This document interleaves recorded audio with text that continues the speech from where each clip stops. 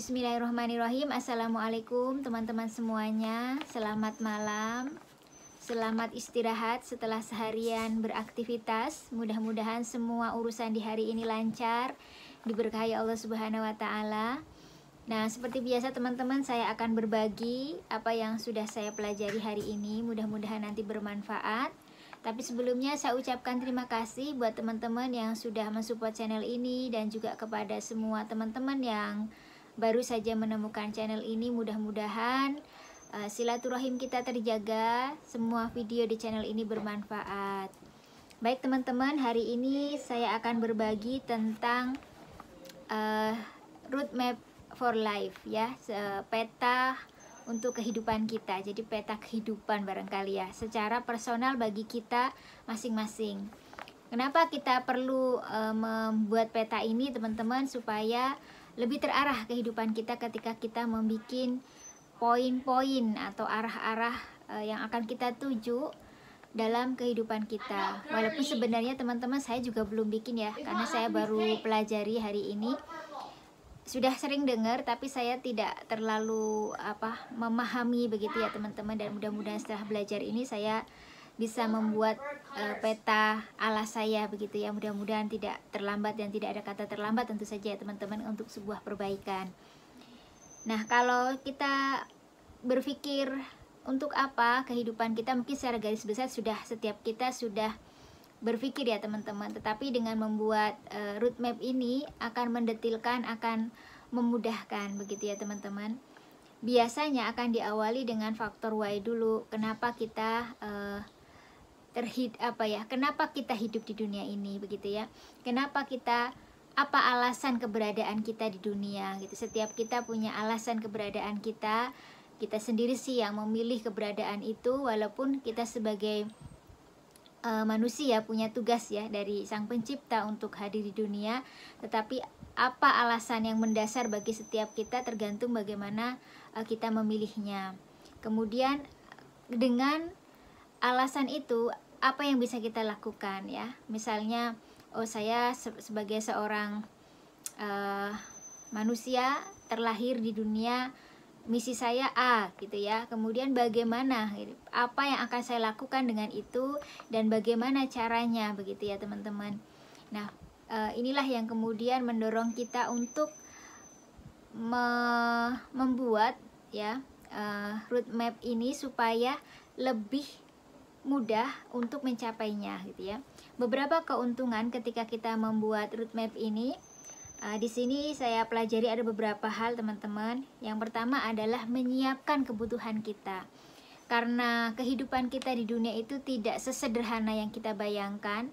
Ini adalah perkara yang cukup teman-teman, cukup kalau sebagai seorang yang beriman, kita punya alasan kuat untuk hidup di dunia ini ya. Dan dengan alasan-alasan itulah kita akan membuat sebuah tujuan besar juga untuk mencapai tujuan dari hidup kita begitu ya teman-teman. Nah, untuk mencapai tujuan hidup kita itu memerlukan sesuatu ya, bisa jadi adalah pengetahuan, bisa jadi motivasi atau apapun. Misal teman-teman ya, kita ibaratkan seandainya saya mau pergi ke Jakarta dari Jogja ya, dari Jogja mau ke Jakarta. Tentu saya membutuhkan banyak hal gitu. Misalnya saya membutuhkan alat transportasi, bisa jadi mungkin naik bus, bisa juga kereta api, bisa juga mungkin pesawat, dan atau alat transportasi yang lainnya.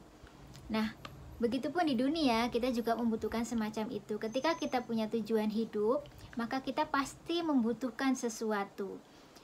Nah, dengan kita membuat roadmap ini, maka kita akan paham. Misalnya pada usia, buat teman-teman yang masih muda ya, misalnya usia 20 tahun, saya akan mempunyai atau saya akan melakukan hal A begitu ya. Pada usia 25 saya sampai di B, kemudian pada usia 30 di C, dan sebagainya ya teman-teman. Nah, di sana kita akan membutuhkan banyak hal. Misal ketika ingin menjadi seorang pengusaha, maka apa yang dibutuhkan oleh seorang pengusaha?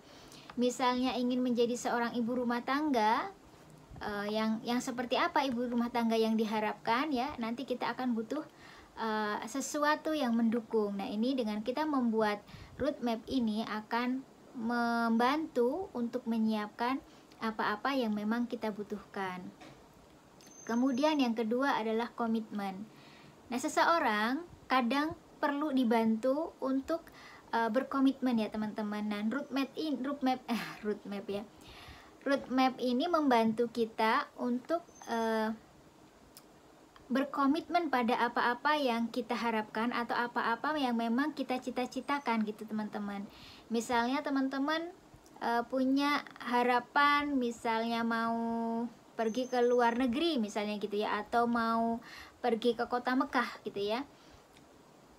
Itu kan harus ada konsekuensi atau hal-hal yang perlu dijalani dan komitmen dengan hal itu supaya bisa tercapai tujuan akhirnya begitu ya teman-teman. Beda kalau teman-teman kemudian tidak membuat rancangan, mungkin akan mengalir seperti air begitu ya. Ya udah ikuti aja arus hidup gitu. Sehingga tahu-tahu sudah tua, sehingga tahu-tahu kok saya belum ngapa-ngapain dan sudah terlambat seperti itu. Nah, harapannya dengan membuat roadmap ini kita tidak mengalami hal yang demikian ya teman-teman. Kita bisa membuat komitmen pada diri sendiri untuk mencapai apa yang menjadi tujuan kita. Kemudian yang selanjutnya akan mencoba berbagai kemungkinan ya, karena kehidupan adalah sesuatu yang tidak pasti, sesuatu ada yang bisa kita kontrol, ada yang tidak bisa kita kontrol, maka kemungkinan itu bisa menjadi sebuah harapan gitu ya teman-teman, atau sebuah jalan pembuka gitu. Alangkah susahnya kalau dunia ini memang sesuatu yang sudah pasti dan tidak bisa diubah ya teman-teman, tentu akan sangat kaku. Tapi kan kita di dunia ini enggak ya teman-teman, kita mempunyai kesempatan untuk mengubah atau kesempatan untuk mencoba sesuatu, sehingga ketika kita misalnya sudah merencanakan sebuah perencanaan A dan terlihat kurang cocok dalam artian kurang maksimal, kita bisa ubah sedikit menjadi perencanaan B. Yang penting tidak menyalahi dari tujuan kita gitu ya teman-teman. Nah, inilah kemudian kegunaan dari roadmap. Manfaat lainnya apa? Misalnya untuk melakukan inovasi. Jadi dengan melihat kembali cita-cita kita tadi, maka kita akan melakukan berbagai hal. Bisa jadi untuk mempercepat langkahnya, atau bisa jadi memperkuat langkahnya, atau memperbaiki yang belum pas begitu ya teman-teman. Inovasi ini bisa kita lakukan baik dengan bantuan orang lain maupun dengan dilakukan oleh diri sendiri. Kemudian yang selanjutnya adalah strategi ya. Inovasi tadi adalah barangkali mirip ya dengan strategi, tapi strategi ini lebih pada perhitungan-perhitungan yang jangka panjang begitu ya teman-teman. Tidak hanya misalnya nih, ketika teman-teman ada ya di antara teman-teman mau sekolah di luar negeri gitu ya, mau melanjutkan sekolah atau mau kerja di sana begitu, maka strategi apa yang perlu disiapkan? Mungkin selain bahasa, mungkin juga ada strategi-strategi lain, bagaimana membuat semacam proposal atau apalah, saya nggak ngerti ya, pokok intinya sesuatu yang bisa melancarkan ke sana itu kan perlu strateginya begitu. Nah, inilah kemudian dengan kita memahami map hidup kita, maka kita akan bisa membuat strategi dalam kehidupan kita. Kemudian yang selanjutnya adalah efisiennya kehidupan kita, atau waktu-waktu kita, karena dari waktu ke waktu kita memahami apa yang bisa kita lakukan, jadi tidak buang-buang waktu gitu ya teman-teman, karena kita sudah paham mau kemana arahnya. Nah, itu ya beberapa manfaat dari roadmap for life. Jadi mungkin bisa kita coba ya teman-teman. Mungkin teman-teman sudah banyak yang membuat ya, tapi saya pribadi belum membuat, hanya angan-angan saja, kira-kira nanti umur 40 tahun saya sebaiknya begini dan seperti itu ya teman-teman, tapi belum dituliskan. Nah, sebaiknya ini dituliskan ya teman-teman, atau digambarkan agar lebih bisa dimaknai lagi, bisa dikoreksi lagi. Nah, mungkin selanjutnya bagaimana caranya gitu ya. Ini kalau tadi sudah manfaatnya, kita akan melihat bagaimana caranya. Caranya banyak sebenarnya teman-teman ya, mungkin berbagai metode, berbagai cara untuk membuatnya, tapi intinya bagaimana kita mencapai tujuan akhir dari kehidupan kita ini ya. Karena kan memang manusia itu terus berkejaran dengan dirinya ya teman-teman, tidak dengan orang lain saja gitu. Dia berkejaran dengan orang lain juga sih, dalam hal kesempatan, dalam hal berlomba-lomba dalam kebaikan ya teman-teman. Tetapi yang jelas dia itu berlomba dengan garis finishnya sendiri gitu ya teman-teman. Berlomba dengan jatahnya di dunia selesai ya, seperti itu ya teman-teman. Kemudian selanjutnya apa saja gitu ya, apa saja yang perlu dilakukan untuk membuat roadmap for life ini. Yang pertama adalah gambarkan atau temukan tujuan besar kita hidup di dunia.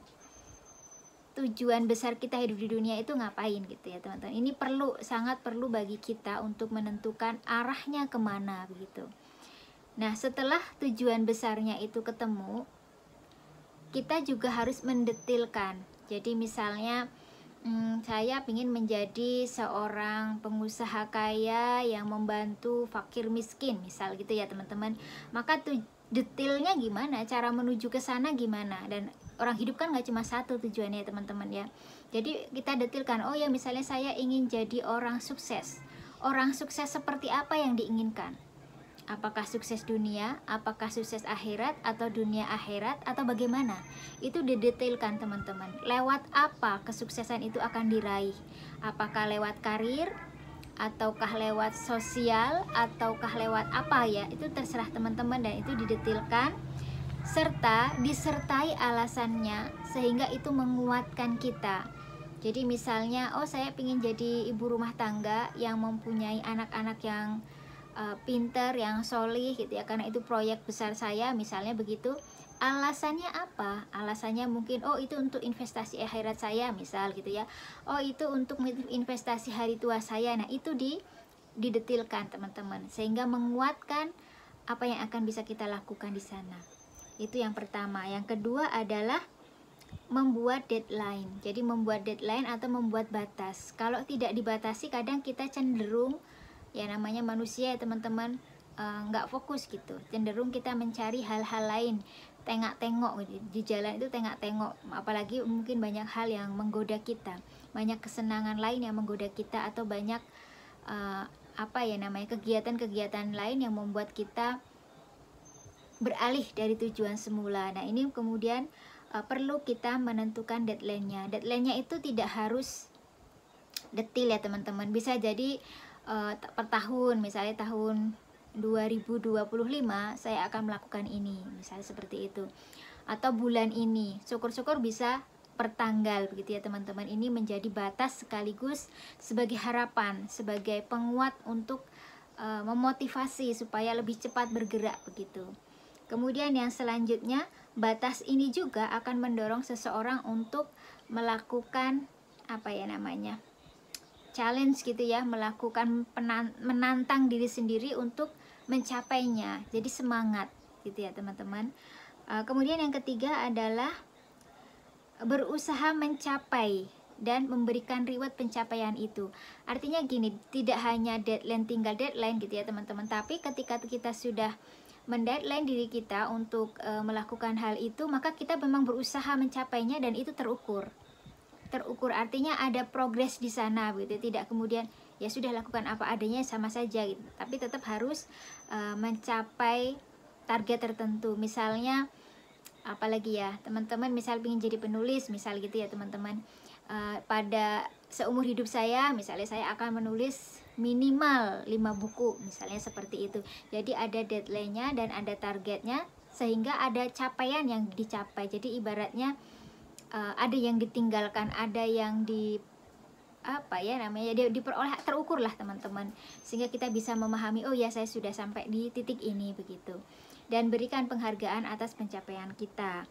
Kemudian yang selanjutnya, temukan progresnya ya. Setelah di deadline tadi, memang ada progres dari waktu ke waktu, jadi kelihatan gitu teman-teman ya. Misalnya teman-teman yang kuliah misal akan selesai 4 tahun ya kan, atau 3,5 yang mungkin lebih ini ya, punya kepandaian cukup bagus gitu ya, 3,5 misalnya. Nah nanti kan pada tahun misalnya 2 tahun kuliah, sudah tahun kedua gitu ya, atau tahun ketiga sudah kelihatan, oh saya sampai di mana, apakah titik progresnya sudah bergeser atau belum gitu, titik capaiannya itu ya. Nah ini akan dilihat juga dengan kita membuat roadmap tadi. Kita harus menentukan progresnya itu diawasi benar gitu ya teman-teman. Kemudian yang selanjutnya, dalam menentukan progres ini atau mengawasi progres ini, kita juga harus menyiapkan mental yang dari dalam ataupun fisik ya teman-teman, karena sebuah ikhtiar pasti perlu pembekalan gitu ya, perlu bekal maksud saya. Jadi bekal fisik maupun bekal mental harus disiapkan. Dan selanjutnya adalah action ya teman-teman. Walaupun ada progres yang sedikit demi sedikit itu tadi ya, action kita ini harus dimaksimalkan. Kemudian ingatkan diri kita. Jadi kalau di apa yang saya pelajari ini ya teman-teman, ingatkan diri kita tentang progres itu, baik mungkin di kalender atau mungkin di alarm HP kita gitu ya. Kalau setelah diingatkan itu juga mungkin perlu bantuan lain lagi, misalnya kita bikin community atau bergabung dengan komunitas tertentu ya. Misalnya kita punya tujuan pingin hidup sehat atau apa gitu ya, yang berhubungan dengan kesehatan, maka kita bergabung dengan orang-orang yang punya tujuan sama dengan kita, supaya itu membantu memotivasi kita, membantu untuk mempercepat apa yang menjadi impian kita, sekaligus juga menjadi ini ya, pengingat begitu. Dan lakukanlah action ini meskipun hanya sedikit, artinya lakukan begitu ya. Tanpa, ibaratnya niat tanpa dimulai ya nggak akan bisa dicapai. Sekecil apapun sebuah niat itu harus dilakukan. Kemudian yang selanjutnya, lakukan evaluasi secara berkala. Nah ketika kita membuat roadmap ini, tidak sekedar kemudian sudah dibikin selesai gitu, enggak ya teman-teman. Tetapi dalam pelajaran yang saya dapat ini adalah dievaluasi sedikit demi sedikit, tetap dievaluasi secara berkala. Mungkin tahun ini yang berhasil ini cek begitu ya, yang sudah berhasil dicapai, yang belum apa kendalanya, apa harus bagaimana begitu ya teman-teman. Nah itu tadi beberapa hal teman-teman untuk membuat roadmap for life ya, untuk peta hidup kita. Mudah-mudahan bermanfaat ya teman-teman. Saya sendiri terus terang memang belum membuat, mudah-mudahan setelah ini bisa dibikin ya teman-teman, biar lebih optimal. Dan kita dengan membuat peta hidup kita, akhirnya kita bisa memilih dengan siapa kita akan terbantu. Artinya gini, kita bisa aja bergaul dengan semua orang, tetapi kita akan berusaha mencapainya, dan kita akan mencari siapa orang-orang yang bisa membantu kita gitu ya. Jadi pergaulan kita, kegiatan kita akan kita wujudkan dalam rangka mewujudkan tujuan itu. Jadi tidak sia-sia gitu, tidak banyak melakukan hal sia-sia, karena kita punya tujuan hidup, kita punya peta yang harus diselesaikan sebelum akhir finish kita. Ataupun bisa diteruskan orang lain ketika memang kita tidak bisa meneruskan, dan bisa diteruskan oleh orang-orang yang mungkin punya satu visi misi dengan kita, atau mungkin keluarganya begitu ya teman-teman. Nah itu tadi teman-teman yang saya pelajari hari ini. Mudah-mudahan bisa menginspirasi, terutama untuk diri saya sendiri. Insya Allah tidak ada kata terlambat, walaupun kita belum bikin. Ayo kita bikin bareng-bareng ala kita masing-masing ya teman-teman. Semoga hidup kita makin berarti, semoga hidup kita makin bermanfaat, makin terarah, dan waktu singkat di dunia ini memberikan manfaat yang optimal. Sekali lagi terima kasih teman-teman. Kalau ada benarnya silahkan diambil, itu semata-mata karena karunia Allah. Dan kalau ada salahnya silahkan boleh dikoreksi, mohon maaf karena kita masih sama-sama belajar ya, saya masih sama belajar. Mudah-mudahan bermanfaat. Sekali lagi terima kasih. Assalamualaikum warahmatullahi wabarakatuh.